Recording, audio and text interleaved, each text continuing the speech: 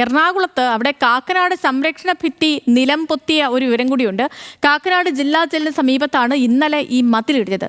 സൈഫുനീസ് അലിയാർ തയ്യാറാക്കിയ റിപ്പോർട്ടിലേക്ക്. Kakkanad seaport airport റോഡിന് സമീപത്തുള്ള സംരക്ഷണ ഭിത്തിയാണ് ഇടിഞ്ഞത്. ഇന്നലെ രാവിലെയാണ് ഇത് ഇടിഞ്ഞത്. പക്ഷേ വൈകിട്ടായപ്പോഴും ശക്തമായ മഴയെ തുടർന്ന് ഈ സമീപത്തുള്ള ഭാഗങ്ങളെല്ലാം വീണ്ടും ഇടിയുന്ന അവസ്ഥയുണ്ട്. ഇപ്പോഴും ഇത് അപകടാവസ്ഥയിൽ തന്നെയാണ്. എപ്പോൾ വേണമെങ്കിലും ഇതിന്റെ മറ്റു ഭാഗങ്ങളും ഇടിയാവുന്ന ഒരവസ്ഥയിലാണ്. ഇവിടെ നേരത്തെ ഉണ്ടായിരുന്നൊരു ഉപയോഗശൂന്യമായ കാർ ഇപ്പോൾ ഇവിടെ തകർന്നു കിടക്കുന്നുണ്ട്. അത് ഉപയോഗിക്കാത്തതായിരുന്നു, ഉടമസ്ഥൻ ഉപേക്ഷിച്ച കാറാണ്.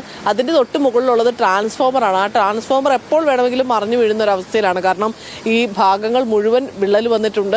ആ ട്രാൻസ്ഫോമർ വീഴുകയാണെങ്കിൽ തൊട്ടപ്പുറത്തെ ബിൽഡിങ്ങിന് വരെ ബുദ്ധിമുട്ടുകൾ ഉണ്ടാകുന്ന ഒരു അവസ്ഥയാണ് ഉള്ളത്. എന്തായാലും ഈ ഫ്ളാറ്റിൽ താമസിക്കുന്ന ആൾ നമുക്കൊപ്പം ഉണ്ട്.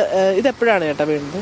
അത് ഇന്നലെ പുലർച്ചെ ഏകദേശം ഒരു 5 മണി 5:15 ആകുമ്പോഴാണ് സംഭവിച്ചത്. ഞങ്ങൾ രാവിലെ 6:45 എണീക്കുമ്പോഴാണ് കണ്ടത്.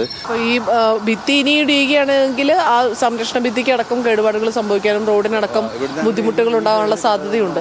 അതുവരെ ഇടിയുള്ള ചാൻസ് നല്ലോണ്ട്. മൊത്തം ഇത് ഞങ്ങൾക്ക് ഇന്ന് വൈകുന്നേരം എന്താ അവസ്ഥ എന്നറിയില്ല. KCB ഇല്ലെങ്കിൽ വീട്ടിൽ പോകേണ്ട അവസ്ഥയായിരിക്കും. കാരണം എല്ലാ ദിവസവും എങ്ങനെയാണെങ്കിൽ ഇപ്പോൾ മൊത്തം ഓഫീസ് ഇറക്കല്ലേ. ഈ ഫ്ലാറ്റിൽ ആർക്കും വൈദ്യുതിയില്ല. രാത്രിയൊക്കെ ഒന്നും ചെയ്യാനൊന്നും അവസ്ഥയില്ല. ഫോൺ ചാർജ് കഴിഞ്ഞാലും ഫ്രണ്ട്സിന്റെ വീട്ടിലെ റൂമിലൊക്കെ പോകേണ്ട അവസ്ഥയാണ്.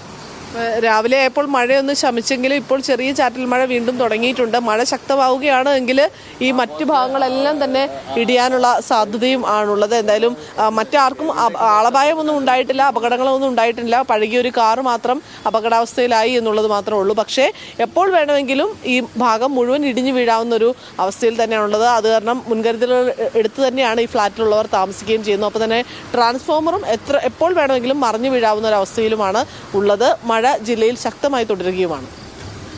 സൈഫുനീസ് അലിയാർ തയ്യാറാക്കിയ റിപ്പോർട്ടാണ് നമ്മൾ കണ്ടത്.